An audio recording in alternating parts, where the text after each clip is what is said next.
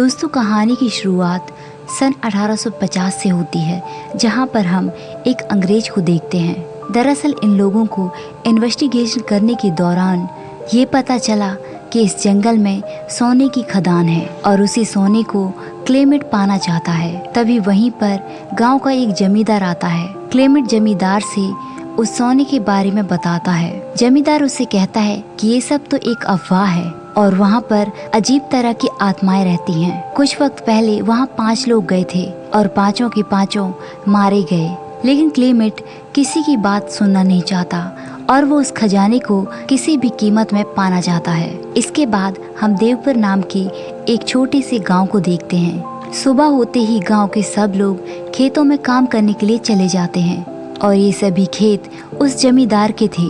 ये सभी गांव वाले उन खेतों में मजदूरी करते हैं, लेकिन इस गांव में एक ऐसी भी फैमिली है जो मजदूरी नहीं करती। वो है थंगलान की फैमिली। जब थंगलान सो रहा था तो उसे अजीब सा सपना आता है। उस सपने में वो कुछ लोगों से लड़ रहा था। फिर थंगलान की पत्नी गंगा उसे जगाने की कोशिश करती है और क्योंकि वो सपने में था इसलिए वो अपनी पत्नी को ही मारने की कोशिश करने लग जाता है। फिर गंगा उसे मारने लगती है और कहती है कि पहले तुम अपने सपने से बाहर आओ। फिर जाके थंगलान अपने सपने से बाहर आता है। थंगलान के 5 बच्चे हैं, एक बेटा और 4 बेटियां। उसके बेटे का नाम अशोकन है। इस गांव में थंगलान का परिवार ही है जिसके पास खुद के खेत हैं, इसलिए वो किसी की मजदूरी नहीं करते और बाकी सब गांव के लोग उस जमींदार के खेतों में मजदूरी करते हैं। खेतों में जाने से पहले थंगलान की पत्नी गंगा उसे कहती है कि फसल काटने के बाद मुझे कुछ कपड़े चाहिए। और दूसरी तरफ गांव में गेंगू नाम के एक आदमी को दिखाया जाता है और इस गांव के सभी लोग नीची जाति के होते हैं, इसलिए गेंगू का मानना था कि यदि वो ब्राह्मण बन जाएगा तो वो मरकर स्वर्ग में जाएगा। इसलिए वो गांव के बच्चों को भी समझाता रहता है कि तुम लोगों को नॉनवेज नहीं खाना चाहिए और यहाँ वहाँ दूसरे लोगों के पास नहीं जाना चाहिए। और यही सब कुछ थंगलान का बेटा अशोकन देखता रहता है, लेकिन उसकी समझ में कुछ भी नहीं आता। इस तरह थंगलान की फैमिली खेत में गाने गा रहे होते हैं। वो सब अपनी लाइफ में बहुत ज्यादा खुश थे। तभी वहाँ पर जमींदार की पत्नी खेत का काम देखने आती है। थंगलान अपने गांव वालों को बताता है कि ये सारी जमीन हमारी थी और इन जमींदारों ने हमसे जमीन छीन ली। रात हो जाने पर गांव के सभी लोग खेत पर ही सो जाते हैं और थंगलान के बच्चे हाथी की कहानी सुनाने की जिद करने लग जाते हैं। फिर थंगलान उन्हें कहानी सुनाता है। वो कहानी में उन्हें सुनाता है कि यहाँ से कोसों दूर एक हाथी जैसा पहाड़ है और पहाड़ी के उस पार एक छोटी सी नदी है। उस नदी में थंगलान के दादा सोने को ढूंढते रहते हैं। उनके साथ और भी लोग सोना ढूंढ रहे होते हैं, लेकिन सोना सिर्फ थंगलान के दादा को ही मिलता है। तभी वहाँ पर एक राजा अपने सैनिकों के साथ आता है। वो राजा अपने कुछ सैनिकों को उनके पास भेजता है उन लोगों से सोना छीन लाने के लिए, लेकिन थंगलान के दादा उन सभी सैनिकों को मार गिराते हैं। और फिर थंगलान के दादा उस राजा के पास आते हैं और वो उनको सोना दिखाकर कहते हैं कि आप लोग भी मेहनत करके सोना ढूंढ लो, लेकिन ये सोना हर किसी को नहीं मिलेगा। फिर राजा के सभी सैनिक उस सोने को खोजने लगते हैं, लेकिन किसी को कोई भी सोना नहीं मिलता। फिर राजा के पास एक ब्राह्मण होता है और वो ब्राह्मण एक मोरनी के पीछे जाता है। वो मोरनी सोने के पहाड़ के ऊपर बैठ जाती है और ये सब वो ब्राह्मण देख लेता है। ब्राह्मण उस राजा के पास आता है और उसे बताता है कि यहाँ सिर्फ सोना ही नहीं बल्कि सोने का पहाड़ है। फिर थंगलान के दादा कहते हैं कि वो पहाड़ वाला सोना हमारा नहीं है, जो पानी में बह रहा है हम उसे ही हासिल कर सकते हैं। लेकिन वो राजा थंगलान के दादा की बात अनसुनी करके वो अपने सैनिकों को वो सोना लेने के लिए भेज देता है। जैसे ही सैनिक वहाँ पर जाते हैं तो बहुत सारे सांप उन पर अटैक कर देते हैं। उन सांपों के काटने से बहुत सारे सैनिक मर जाते हैं और बहुत सारे डर कर वहाँ से भाग जाते हैं। तभी वहाँ पर थंगलान आ जाता है और वो राजा को बचा लेता है। फिर उन सांपों के ऊपर कुछ केमिकल छिड़कने लगता है, जिस वजह से वो सारे सांप वहाँ से भाग जाते हैं। थंगलान के दादा कहते हैं कि इसी तरह ये सांप लोगों को डसकर मार देते हैं, जो लोग लालच के कारण वहाँ पर सोना लेने के लिए जाते हैं। इसी मायाजाल के पीछे एक आरती नाम की तांत्रिक है, जो उस जमीन की रानी है और वो उस सोने की हिफाजत करती है। राजा कहता है कि क्या कोई भी ऐसा नहीं है जो वहाँ पर जा सके। थंगलान के दादा कहते हैं कि मैं हूँ जो वहाँ जा सकता हूँ, लेकिन मुझे बदले में क्या मिलेगा। और वो कहते हैं कि यदि मैं जाऊँगा तो आप लोग जो जमीन हमसे छीनी थी वो हमें वापस कर दो, जो तुम लोगों ने हमसे छीन कर बड़े जाति वालों को दे दी। फिर राजा इस शर्त के लिए मान जाता है। जब थंगलान के दादा अपने साथियों के साथ उस सोने के पास जाते हैं तो सामने से आरती अपने आदमियों के साथ आ जाती है और उन सब में लड़ाई होने लग जाती है। थंगलान के दादा आरती को रस्सी से जकड़ देते हैं और उस पर काबू पा लेते हैं और थंगलान के दादा को राजा सेनापति बना देता है और कुछ सैनिक वहां पर जाकर सोना लेकर आ जाते हैं। लेकिन उन लोगों को सोना देखकर पता चलता है कि ये तो बाहर से ही सोना है, अंदर से तो ये मिट्टी है। राजा थंगलान के दादा के पास आकर उसे डांटने लग जाता है और उसे मंत्री के पद से हटा देता है कि तुमने हमारे साथ धोखा किया है, वहाँ पर कोई सोना नहीं है। थंगलान के दादा कहते हैं कि ये सब आरती का मायाजाल है और ये सब उस मूर्ति की वजह से हो रहा है। दरअसल वहाँ पर गौतम बुद्ध की एक मूर्ति होती है। राजा अपनी तलवार से उस मूर्ति का सर काट देता है। ये सब देखकर आरती को बहुत ज्यादा गुस्सा आ जाता है और वो इस तरह से चीखने लग जाती है कि वहाँ पर सब लोगों के कान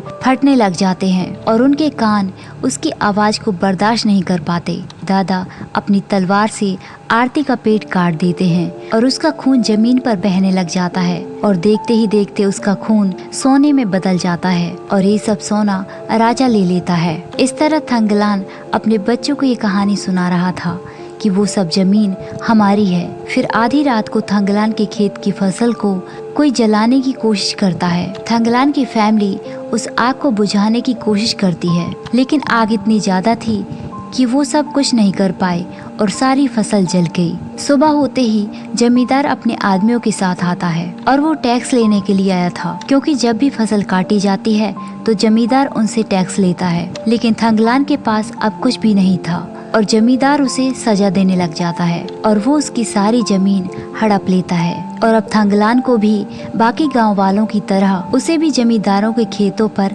काम करना होगा जब तक वो जमींदार का कर्जा चुका नहीं देता। लेकिन असल बात तो ये थी कि ये सब जमींदार का प्लान था, क्योंकि बहुत वक्त पहले से जमींदार की नजर थंगलान के खेतों पर थी। फिर थंगलान का परिवार जमींदार के खेतों में मजदूरी करने लग जाता है और जमींदार उन्हें उनकी मजदूरी भी नहीं देता, बस उन्हें थोड़ा बहुत खाने के लिए दे देता है ताकि वो जिंदा रह सके। फिर एक दिन ब्रिटिश ऑफिसर क्लीमेट उधर आता है। क्लीमेट का आदमी उन सभी गांव वालों से कहता है कि तुम्हारे पूर्वजों ने यहाँ छुपे सोने को ढूंढने की कोशिश की थी और अब क्लीमेट सर उसी सोने को खोजने की कोशिश करेंगे और इसके लिए वो तुम्हारी मदद चाहते हैं। ये सुनकर सारे गांव वाले वहाँ से भागने लग जाते हैं, लेकिन थंगलान वहीं पर खड़ा रहता है। फिर गंगा थंगलान को खींचकर वहाँ से ले जाती है। फिर क्लीमेट उन लोगों से ये भी कहता है कि जितने दिन मैं तुमसे काम करवाऊंगा उतने दिन की मैं तुम्हें मजदूरी दूंगा। रात को थंगलान गंगा से कहता है कि मैं उस ऑफिसर के साथ जाऊंगा, क्योंकि यहाँ पर भी तो हम मजदूरी कर रहे हैं और हमें कुछ भी नहीं मिलता, लेकिन मैं उसके साथ जाऊंगा तो मैं कुछ पैसे कमा लूंगा और हम अपना कर्जा भी चुका सकते हैं, ऊपर से हमें सोना भी मिल जाएगा। इस तरह गंगा मान जाती है और सुबह होते ही गांव के कुछ लोग क्लीमेट के साथ सोना खोजने के लिए जाने लगते हैं। उनमें थंगलान था, गेंगू था और एक वर्धन नाम का बंदा था। क्लीमेट के साथ उसका बेटा विलियम भी आया था। कुछ ही वक्त में विलियम थंगलान के बेटे अशोकन के साथ घुल मिल जाता है। इस तरह वो लोग अपने सफर में निकल जाते हैं। गांव का एक आदमी जो साथ में जा रहा था वो वहां जाने से डरने लगता है और आधे रास्ते से ही पीछे मुड़कर भाग जाता है। आगे चलते ही सामने एक नदी थी। उन लोगों को नदी से होकर गुजरना था। जब वो नदी के अंदर जाते हैं तो थंगलान को किसी के होने का एहसास होता है। तभी उसे पानी के अंदर आरती नजर आती है। थंगलान घबरा जाता है और इसी हड़बड़ाहट में उसका पैर दो पत्थरों के बीच फंस जाता है। फिर गेंगू उसकी मदद करता है और बड़ी ही मुश्किल से थंगलान का पैर बाहर निकलता है। इस हादसे के बाद क्लीमेट थंगलान से गुस्से से बात करने लग जाता है, क्योंकि उस रास्ते से जाने की सलाह थंगलान ने ही दी थी। आगे जाते हुए थंगलान को एक हाथी जैसा पहाड़ दिखने लग जाता है जो अपने बच्चों को कहानी में सुनाया करता था। थंगलान क्लीमेट से कहता है कि हमें इस ओर जाना होगा, लेकिन क्लीमेट अब उसकी बातों पर भरोसा नहीं करता और आगे जाते हुए वो लोग सभी जगह खुदाई करके चेक करने लग जाते हैं और पानी में भी ढूंढने लग जाते हैं, लेकिन उन्हें सोना कहीं पर भी नहीं मिला। कितने दिनों तक वो लोग जमीन के अंदर भी खुदाई करते हैं, लेकिन उन्हें सोने का टुकड़ा भी कहीं पर नहीं मिला। फिर वहीं पर अशोकन को गौतम बुद्ध की मूर्ति का सिर मिल जाता है। फिर थंगलान उन्हें बताता है कि मेरे परदादा के जमाने में यह हादसा हुआ था। इसका मतलब है कि यदि सिर मिल गया है तो यहीं पर इसका धड़ भी होगा। फिर क्लीमेट को लगता है कि हमें एक बार थंगलान की बात माननी चाहिए और वो लोग पहाड़ी के उस पार चले जाते हैं। लेकिन अचानक वहीं पर एक ब्लैक पैंथर आ जाता है। सब लोग उस पैंथर को देखकर भागने लग जाते हैं। वो लोग उससे बचने की कोशिश करते हैं, लेकिन वो काफी लोगों को जख्मी कर देता है। लेकिन थंगलान उस पैंथर से फाइट करता है और बड़ी ही मुश्किल से उसे मार गिराता है। फिर क्लीमेट का साथी ऑर्थर थंगलान पर गन तान देता है और कहता है मैं तुम्हारे पीछे पीछे नहीं आऊंगा। फिर अशोकन उसकी गन छीनकर उसे मारने की कोशिश करता है और गलती से अशोकन से बंदूक चल जाती है। इस वजह से ऑर्थर का हाथ जख्मी हो जाता है। फिर अशोकन वहां से भागने लगता है और ऑर्थर भी उसके पीछे भागता है। फिर ऑर्थर का पीछा थंगलान करता है और भागते हुए वहीं पर अचानक अशोकन को गौतम बुद्ध का धड़ नजर आ जाता है और थंगलान को अपने सामने आरती की पूरी फैमिली दिखने लग जाती है और आरती के आदमी उन सब पर हमला करने लग जाते हैं। वहाँ पर उन लोगों को साफ तरह से कुछ भी दिखाई नहीं देता, क्योंकि वहाँ पर धुआं ही धुआं फैला हुआ था। अब उनके बीच बहुत ज्यादा फाइट होती है और फिर कुछ अजीब सी चीज थंगलान के अंदर आ जाती है और थंगलान आरती को जख्मी कर देता है। फिर उस मूर्ति के पास उन लोगों को एक चमकती हुई चीज दिखाई देती है। वो उस चीज को पिघलाकर देखते हैं तो उसके अंदर सोना था। क्लीमेट बहुत ज्यादा खुश हो जाता है। तभी वहाँ पर बारिश होने लगती है और जोर जोर से बादल गरजने लगते हैं। तभी अचानक वहीं पर खड़े विलियम के ऊपर बिजली गिर जाती है और वहीं पर विलियम की मौत हो जाती है। क्लीमेट अपने बेटे की मौत पर बहुत ज्यादा दुखी था, लेकिन वो अब भी हार मानने वाला नहीं था। वो थंगलान से उसकी तारीफ करते हुए कहता है कि तुम एक बहुत बड़े योद्धा हो और हम दुनिया को दिखा देंगे कि हम क्या कर सकते हैं। वो कहता है कि तुम गांव जाओ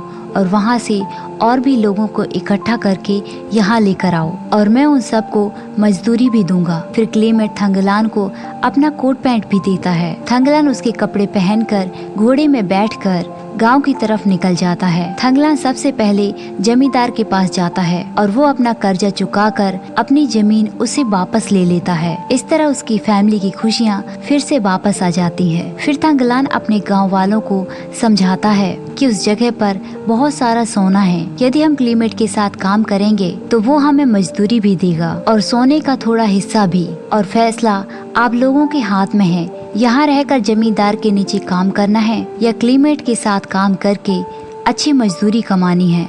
वो वहाँ से आते हुए गांव वालों के लिए मिठाइयाँ लेकर आया था और अपने घर वालों के लिए कपड़े। इस तरह थंगलान अपने सारे गांव वालों को उस जगह पर ले जाता है, लेकिन वो उस जगह पर जाकर देखता है तो क्लीमेट के सैनिक वहाँ पर आ चुके थे। थंगलान के साथी उसे बताते हैं कि अशोकन को पता नहीं क्या हो गया था, वो क्लीमेट के सैनिकों को मारने लगा था, इसलिए इन लोगों ने उसे बांध कर रखा हुआ है। थंगलान अपने बेटे को जाकर छुड़ाता है और क्लीमेट उससे माफी मांगता है। वो कहता है कि मुझे नहीं पता था कि ये तुम्हारा बेटा है। फिर क्लीमेट वही सब बताता है जो थंगलान ने उनसे कहा था कि आप लोग मेरे साथ काम करोगे तो मैं आप लोगों को मजदूरी दूंगा और सोने का थोड़ा हिस्सा भी। लेकिन क्लीमेट का आदमी उन गांव वालों को गलत ट्रांसलेट करके बताने लगता है कि आज से आप लोग क्लीमेट के गुलाम हो। लेकिन थंगलान को उसकी बात समझ आ जाती है और वो अपने गांव वालों को समझाता है कि क्लीमेट सर ने ऐसा कुछ भी नहीं कहा। रात को थंगलान का परिवार खाना खा रहा था। तभी गंगा को लगता है कि उसका बेटा अशोकन कुछ अजीब तरह से बिहेव कर रहा है। वो थंगलान से कहती है कि तुम मुझसे कुछ छुपा रहे हो। तभी अशोकन अजीब तरह की आवाजें निकालने लग जाता है। दरअसल उसके अंदर आरती की आत्मा आ चुकी थी। वो कहता है कि तुम लोग यहाँ से चले जाओ, नहीं तो लाशों की ढेर देर लग जाएगी। और अगले दिन फिर से सब लोग मजदूरी करने लग जाते हैं और शाम होते ही क्लेमेट सबको उनकी मजदूरी दे देता है। कुछ दिन बीत जाते हैं। क्लेमेट के साथी उससे कहने लग जाते हैं कि यहाँ पर कोई सोना नहीं है और हमारे पैसे भी अब खत्म हो रहे हैं। फिर एक दिन ऑर्थर को पहाड़ पर एक चमकती हुई चीज नजर आती है। जैसे ही ऑर्थर उस सोने को उठाने वाला होता है तो एक सांप उसको आकर डस लेता है। फिर जल्दी से थंगलान वहाँ आकर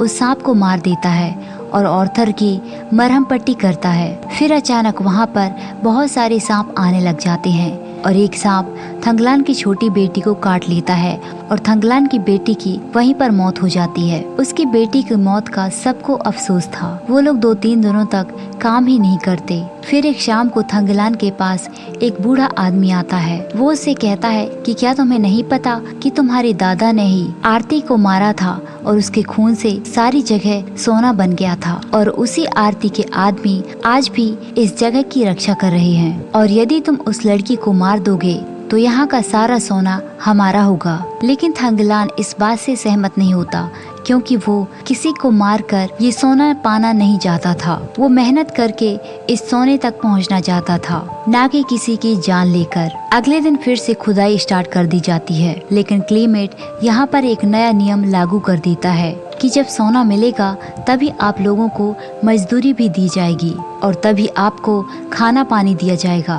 काम करते हुए कुछ लोग भूख प्यास से मरने लग जाते हैं। अब उनके शरीर में ताकत नहीं रह गई थी और उसी रात को उनकी सभी झोपड़ियों में आग लग जाती है। सुबह होते ही थंगलान के गांव के सारे लोग वापस गांव जाने लगते हैं, लेकिन थंगलान उन्हें रोकने की कोशिश करता है। वो कहता है कि वहाँ पर एक पत्थर है और यदि हम उसको पिघलाएंगे तो शायद उससे सोना निकलेगा और हमारे यहाँ आने का मकसद भी पूरा हो जाएगा। फिर क्लेमेट और उसके सैनिक उन लोगों पर गन तान देते हैं और वो कहता है कि तुम सब लोग मेरे गुलाम हो और मेरा ये हुक्म है कि तुम सब लोग यहाँ पर काम करो। फिर कुछ दूर पर उन सब लोगों को एक भैंस नजर आती है और सब लोग उस भैंस की तरफ भागने लगते हैं और थंगलान इस भैंस से अपने सारे गांव की भूख मिटाता है। इसके बाद सारे गांव वाले लकड़ियों को इकट्ठा करके उस बड़े से पत्थर को जलाने लग जाते हैं। तभी थंगलान को उस पत्थर के ऊपर आरती नजर आती है और वो उन्हें समझाने की कोशिश करती है कि ये तुम लोग गलत कर रहे हो। और उसी पत्थर में एक होल था जिसके अंदर कुछ लोग गिरकर मर जाते हैं। उस होल को देखकर पता चलता है कि काफी पुराने जमाने का होल है और उस होल के अंदर जाने पर उन्हें बहुत सारा सोना मिलता है। जैसे ही वर्धन और उसकी पत्नी सोना लेने के लिए अंदर जाते हैं तो क्लेमेट कहने लग जाता है कि सारा सोना मेरा है, इसे कोई हाथ नहीं लगाएगा और वो वर्धन और उसकी पत्नी को गोली मार देता है। फिर क्लेमेट के आदमी और गेंगू के बीच झगड़ा हो जाता है। गेंगू उस आदमी को जान से मार देता है। फिर थंगलान उस सोने को देखकर कहता है कि सोना नहीं बल्कि सोने जैसी दिखने वाली मिट्टी है। तभी वहाँ पर आरती अपने आदमियों के साथ आ जाती है। आरती उनसे कहती है कि मैंने तुम लोगों को कितना रोका लेकिन तुम लोग नहीं माने। फिर आरती अपना पावर दिखाने लगती है और वहाँ पर कभी दिन तो कभी रात हो जाती है। और फिर आरती थंगलान का फ्लैशबैक दिखाती है जहाँ 5th सेंचुरी में यहाँ कुछ लोग अपनी जिंदगी बिताते थे। उस वक्त आरती और उसका पति आरन इस जमीन की रक्षा करते थे। उस वक्त इस जमीन में थोड़ा बहुत सोना था। जब आरती और उसके पति को पता चलता है कि कुछ लोग यहाँ के सोने को चुराने आ रहे हैं, फिर उन लोगों से लड़ाई होती है और वो लोग आरन को अपने साथ ले जाते हैं और उसे अपना गुलाम बनाकर उससे ही सोना ढूंढवाते हैं। इस तरह ये काम पीढ़ी दर पीढ़ी चलता रहा। फिर थंगलान को समझ आ जाता है कि मुझे किसकी साइड लेनी चाहिए। तभी क्लेमेट आरती को मारने की कोशिश करता है। फिर थंगलान क्लेमेट को जान से मार देता है और वो आरती से माफी मांगने लगता है। वो कहता है कि तुम मेरी मदद कर दो, हम लोगों का गांव बहुत गरीब है, यदि तुम हमें थोड़ा सा सोना दे दोगी तो हमारी जिंदगी सफल हो जाएगी। और आरती उसे थोड़ा सा सोना लेने की परमिशन दे देती है। फिर थंगलान उस पत्थर के अंदर से बाहर आ जाता है और अपने गांव वालों को वो सोना दिखाता है। वो कहता है कि अब हमारी जिंदगी में खुशियां ही खुशियां आएंगी। फिर सामने से कुछ ब्रिटिश सैनिक आ जाते हैं, लेकिन थंगलान के गांव वाले उनसे लड़ने के लिए तैयार थे और वो लोग उन लोगों को मारकर भगा देते हैं। इस तरह ये कहानी यहीं पर खत्म हो जाती है। तो दोस्तों ये थी हमारी आज की कहानी। हमारी कहानी आपको कैसी लगी कमेंट करके जरूर बताइए और ऐसी ही कहानियों के लिए हमारे चैनल को सब्सक्राइब कीजिए। Thanks for watching.